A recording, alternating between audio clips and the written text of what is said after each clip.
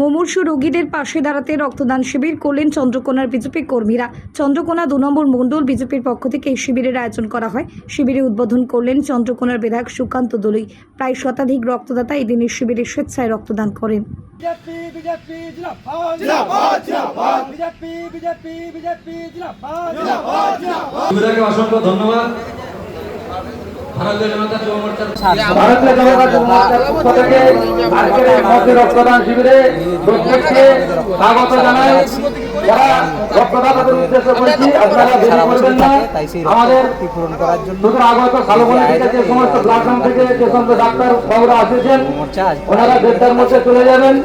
তাই যে সমস্ত কার্যকর্তাকে দায়িত্ব দেওয়া আছে নিয়ে আসার জন্য আমরা চন্দ্রকোনা যুব মোর্চা দক্ষিণ মণ্ডলের পক্ষ থেকে আমরা এরকম সামাজিক কর্মসূচি করতেই থাকি।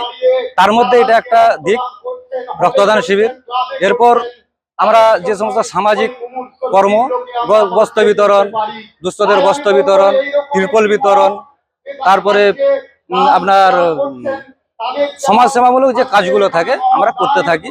তো এর মাধ্যমে আমরা সমাজকে এগিয়ে নিয়ে যেতে চাই, এটাই বার্তা থাকবে।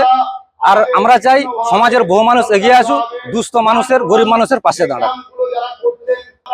আমাদের রক্তদান কর্মসূচি আজকে চলছে। তো রক্তদানের মাধ্যমে মুমূর্ষু রোগীর যাতে প্রাণ বাঁচে সেই চেষ্টা আমরা করে চলেছি চন্দ্রকোনা যুব পক্ষ থেকে। আমাদের আজকে এখানে রক্ত দিয়ে দিয়েছে অলরেডি 70 জনের মতো। আমাদের 100 জনের আইটেম আছে, 70 জনের মতো হয়ে গেছে। 1:30 পর্যন্ত 100 জন হয়ে যাবে।